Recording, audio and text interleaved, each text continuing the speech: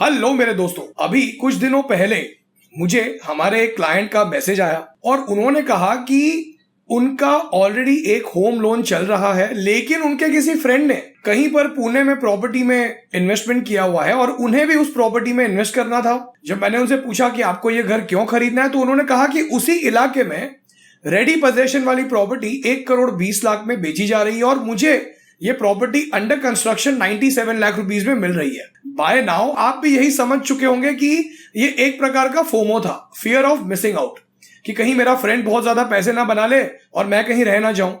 And I am sure कि कई सारे इन्वेस्टर्स इसी फोमो के चक्कर में एक बहुत बड़ा फाइनेंशियल मिस्टेक कमिट कर बैठते हैं। तो आज हम समझेंगे कि आपको कैसे एनालाइज करना चाहिए कि प्रॉपर्टी का जो प्राइस बढ़ रहा है वो आर्टिफिशियल है कि रियल है। देखिए, सबसे पहले तो हमें यह समझना है कि प्रॉपर्टी का प्राइस किसी भी सिटी में या किसी भी इलाके में कब बढ़ता है। तो इसके दो मेन रीजंस है। सबसे पहला रीजन तो यह है कि कोई इलाका है जो अब डेवलप हो चुका है, वहां पे हॉस्पिटल, एयरपोर्ट, स्कूल्स का एक्सेस बढ़ गया है और उस इलाके के लोगों की अफोर्डेबिलिटी भी अब बढ़ गई है, तो ज्यादा से ज्यादा लोग वहां पर सेटल होना चाह रहे हैं। तो ये रीजन है कि हम कह सकते हैं कि ये रियल अप्रिसिएशन है। लेकिन आर्टिफिशियल अप्रिसिएशन कब होता है? आपने कई बार ऐसा सुना होगा कि अभी तक अंडर डेवलपिंग एरिया है, लेकिन कई सारे इन्वेस्टर्स हैं जिन्होंने ऑलरेडी वहां पर पहले से ही प्रॉपर्टी खरीद के रखी हुई है और अब वहां पे डेवलपमेंट अभी तक नहीं हुआ है, फिर भी प्रॉपर्टी का जो प्राइस है उस इलाके में ऑलरेडी बढ़ गया है और ये एक आर्टिफिशियल प्राइस राइज हो रहा है। तो कैसे हम ये पता करें कि ये आर्टिफिशियल इंक्रीज है या रियल इंक्रीज है, ये रियल अप्रिसिएशन है? So let's go one by one. तो सबसे पहला फैक्टर जो आपको चेक करना चाहिए वो है इंटरेस्ट रेट्स। अगर आप ऑब्जर्व करोगे तो किसी भी देश में, चाहे वो चाइना हो, चाहे वो यूएस हो, चाहे वो इंडिया हो, जब कभी भी होम लोन के रेट्स कम रहे हैं उस समय पर ज्यादा से ज्यादा लोगों ने प्रॉपर्टी खरीदी है। अब यहां पर कोई कॉन्क्रीट रिसर्च नहीं है कि इंटरेस्ट रेट की वजह से प्रॉपर्टी के दाम बढ़ते हैं या कम होते हैं, लेकिन ये एक फैक्टर आपको चेक जरूर करना चाहिए। तो ऐसे केसेस में जो है ज्यादातर आप देखोगे जब इंटरेस्ट रेट्स कम होते हैं तो प्रॉपर्टी के प्राइसेस बढ़ते हैं, क्योंकि डिमांड भी बढ़ जाती है, लोगों की अफोर्डेबिलिटी भी बढ़ जाती है। लेकिन एज एन इन्वेस्टर अगर आप ये ऑब्जर्व कर रहे हो कि इकोनॉमी में प्रॉपर्टी के रेट्स बढ़ रहे हैं क्योंकि इंटरेस्ट रेट्स कम है, तो आपको समझ जाना चाहिए कि ये एक प्रकार का बबल, आर्टिफिशियल बबल क्रिएट हो रहा है। जबकि इंटरेस्ट रेट्स बढ़ जाएंगे, लोगों की अफोर्डेबिलिटी कम हो जाएगी, जब लोग अपनी ईएमआई सर्विस नहीं कर पाएंगे तब ये बबल फट जाएगा। तो ये आर्टिफिशियल प्राइस राइज हो रहा है। नेक्स्ट फैक्टर जो आपको चेक करना चाहिए वो है हाउसिंग इन्वेंट्री। अब ये हाउसिंग इन्वेंट्री एग्जैक्टली होता क्या है? एक डेवलपर जो होता है वो सर्टेन डिमांड एक्सपेक्ट करता है और उसी बेसिस पे वो इन्वेंट्री क्रिएट करता है, वो बिल्डिंग्स बनाता है। लेकिन जब कभी भी इन्वेंट्री बहुत ज्यादा हो जाती है, जैसे अभी ही कुछ दिनों पहले मैं एक रिसर्च पढ़ रहा था जहां पर एवरेज इन्वेंट्री पुणे में अराउंड 24 मंथ्स है, 20 to 24 मंथ्स है। इसका मतलब यह है कि ऑलरेडी बिल्डर्स के पास बहुत ज्यादा इन्वेंट्री अवेलेबल है, लेकिन बायर्स ही नहीं है। अब ऐसे केसेस में अगर प्रॉपर्टी के दाम अभी भी चढ़े हुए हैं, which is a clear indication कि ऑलरेडी इतनी ज्यादा इन्वेंट्री अवेलेबल है, प्राइसेस ऑलरेडी ज्यादा है, लोगों की अफोर्डेबिलिटी नहीं है, तो ऐसे में और ज्यादा अप्रिसिएशन होने के चांसेस बहुत कम है। तो again this could be a bubble जो कि कभी भी फट सकता है। एज एन इन्वेस्टर जब कभी भी इन्वेंट्री 15 to 18 मंथ्स के बीच होती है तो it is the right time to enter. लेकिन अगर इन्वेंट्री 24 महीने, 30 महीने, 28 महीने है तो आपको रुक जाना चाहिए, विच इंडिकेट्स कि बहुत ज्यादा सप्लाई अवेलेबल है मार्केट में प्रॉपर्टी का। नेक्स्ट इंडिकेटर जो आपको चेक करना चाहिए दैट इज एब्जॉर्प्शन रेट।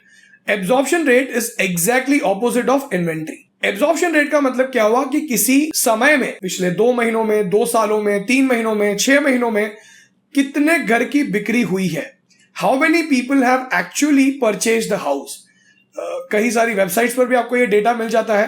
तो अगर एब्जॉर्प्शन रेट बढ़ रहा है बिकॉज जैसे कि महाराष्ट्र में स्टैंप ड्यूटी बीच में कम कर दी गई थी, इंटरेस्ट रेट्स जो है बीच में रिड्यूस होने की वजह से बहुत ज्यादा एब्जॉर्प्शन रेट हो गया था, तो लोगों में एक फोमो आ जाता है कि हाँ टेम्पररी जो है स्टैंप ड्यूटी कम हुई है तो हमें इस समय पे घर खरीद लेना चाहिए। भले ही वो हमारे अफोर्डेबिलिटी के बाहर हो। तो this could be a bubble. Next is wage to capital value. ये बहुत जरूरी है एज एन इन्वेस्टर आपका समझना जब आप प्रॉपर्टी में इन्वेस्ट करना चाहते हो तब। वेज टू कैपिटल वैल्यू का क्या मतलब हुआ? Let me give you an example. मान लीजिए राम की एनुअल इनकम है 12 लाख रुपए और उसने किसी इलाके में 1 करोड़ 20 लाख रुपीस का घर परचेज किया है। इसका क्या मतलब हुआ कि 12 lakh into 10 times equals 1 crore 20 lakh rupees. यानी as a hypothetical example, Ram अगर अपनी पूरी की पूरी सैलरी सेव कर लेता है तब भी 10 सालों में वो ये प्रॉपर्टी खरीद पाएगा ऑन कैश। ये करंट सिचुएशन है, विच मीन्स कि उस इलाके में अफोर्डेबिलिटी फिलहाल बहुत ज्यादा है।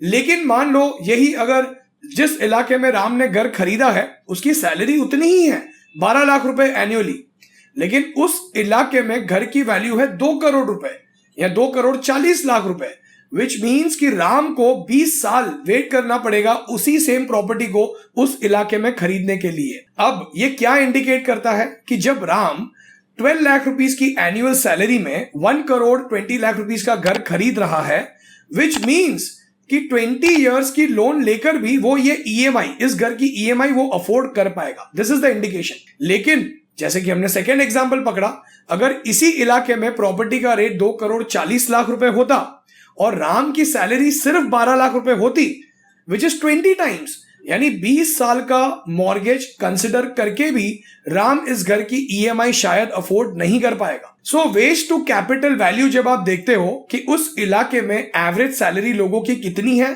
और उस इलाके में एवरेज प्रॉपर्टी प्राइस कितनी है, तो वेज टू कैपिटल वैल्यू देखकर आप ये अंदाजा लगा सकते हो कि प्रॉपर्टी का प्राइस बबल में है कि सही में प्रॉपर्टी का प्राइस यहां पे अप्रिशिएट होने के चांसेस है। नॉर्मली 5 to 10 का wage to capital ratio is acceptable. Next indicator जो आपको देखना चाहिए that is rental to capital value.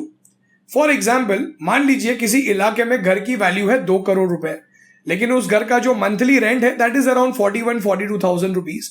लेकिन मान लीजिए सडनली रेंटल नहीं बढ़ा है, रेंटल उतना ही है 41-42,000 रुपीज ही है, लेकिन जो आस्क प्राइस है, जो इन्वेस्टर जब अपनी इन्वेंट्री बेचना चाह रहे हैं वो 2 करोड़ की जगह पे 2.5 करोड़ मांग रहे हैं। तो this is one of the indicators जो आपकी दिमाग की बत्ती जलनी चाहिए कि रेंटल तो उतना ही है, फिर प्रॉपर्टी का प्राइस कैसे बढ़ गया, ऐसे क्या चेंज हो गया। तो this is one of the indicators जो आपको समझाएगा कि दिस इज द बबल, ये आर्टिफिशियल अप्रिसिएशन है क्योंकि रेंट अभी भी उतना ही है लेकिन प्रॉपर्टी के दाम जो है वो बढ़ गए हैं। So, before investing in the property, one of the indicators that you should check is rental to capital value. So, अब तक हमने क्या देखा कि जब आप एज एन इन्वेस्टर प्रॉपर्टी खरीदना चाहते हो तो आपको कैसे एनालाइज करना चाहिए कि ये आर्टिफिशियल अप्रिसिएशन है या ये रियल अप्रिसिएशन है। So now let us look at as an investor, जब आप कोई प्रॉपर्टी खरीद रहे हो तो कुछ रेशियोज है, फाइनेंशियल रेशियोज है जो आपको चेक करने चाहिए जिससे कि आपको अंदाजा आएगा कि ये प्रॉपर्टी आप अफोर्ड कर पाओगे या नहीं। So the first ratio that you should check is debt to income ratio. अब ये डेट टू इनकम रेशियो क्या होता है?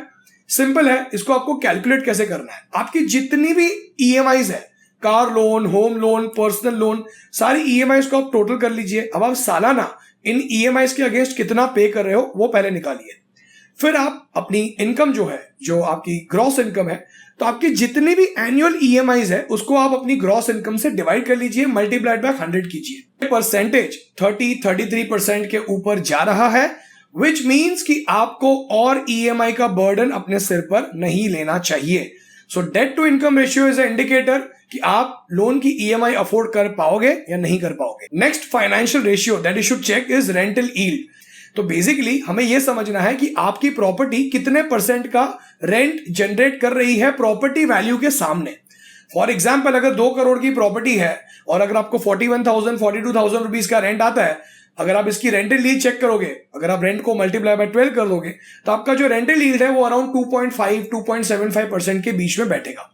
लेकिन मान लीजिए आपने ये प्रॉपर्टी 10 साल पहले खरीदी थी 1 करोड़ रुपए में और आज भी अगर आपको 41-42,000 रुपीज का रेंट आ रहा है, तो इन दिस केस आपका रेंटल यील्ड थोड़ा ज्यादा हो जाएगा क्योंकि आपकी प्रॉपर्टी वैल्यू तो 1 करोड़ की थी ना। लेकिन एज अ टेनेंट अगर मान लो मुझे वही घर खरीदना है तो मैं क्या सोचूंगा, मैं 2 करोड़ का घर अगर खरीदूं, उससे अच्छा अगर मैं 41-42,000 रुपीज का रेंट पे कर दूं, तो मेरे लिए तो हार्डली 2% का जो है मुझे रेंट देना है प्रॉपर्टी वैल्यू के अगेंस्ट। तो rental yield is one of the main indicators जो आपका डिसीजन मेकिंग ज्यादा स्ट्रॉन्ग कर लेगा कि आपको प्रॉपर्टी खरीदनी चाहिए या नहीं। Now, what is my opinion when it comes to investing in the property? सबसे पहले अगर हम करंट सिनेरियो की बात करें तो interest rates are very high. तो एज अ कॉमन मैन अगर आप होम लोन लेते हो, आप अगर 9.5% का अगर आप इंटरेस्ट पे कर रहे हो, तो आपकी ईएमआई बहुत ज्यादा हो जाती है और ज्यादातर केसेस में आपका debt to income ratio mismatch हो ही जाएगा। Second is high inventory. अगर मैं अभी कुछ रिसर्च रिपोर्ट्स पढ़ रहा था जहां पे ओवरऑल इंडिया की हर सिटी में inventory is very high, which means की प्राइसेस बहुत ज्यादा है और घर की सप्लाई भी बहुत ज्यादा है, लेकिन खरीदार बहुत कम है। कहां से होंगे? क्योंकि कॉमन मैन के रीच के बाहर चला गया है किसी भी मेट्रो सिटी में घर खरीदना। Next is low rental yield. आप इंडिया के किसी भी शहर में चले जाओ, आपका जो रेंट है compare to the property price बहुत कम है। तो again that also makes property a very difficult investment, जहां पे आपको रेंट अमाउंट ज्यादा हाथ में नहीं आता है। Next point which I feel which makes property investment very difficult is lack of liquidity. आप घर खरीदते समय आपको बहुत अच्छी अच्छी प्रोमिस की जाती है कि यहाँ पे ज्यादा अप्रिसिएशन होगा, जो भी है प्रॉपर्टी का दाम तेजी से बढ़ेगा, बट वो सब ऑन पेपर होता है। एक्चुअली जब आप बेचने की कोशिश करते हो तो प्रॉपर्टी बेचना is not a easy task. Again अगर आपको प्रॉपर्टी में इन्वेस्ट करना ही है, आपको ज्यादा लेवरेज नहीं करना है, आपको लोन नहीं लेनी है, तो real estate investment trust can be a good option, जो कि आज का टॉपिक नहीं है, लेकिन आप इन्हें भी एक्सप्लोर कर सकते हो।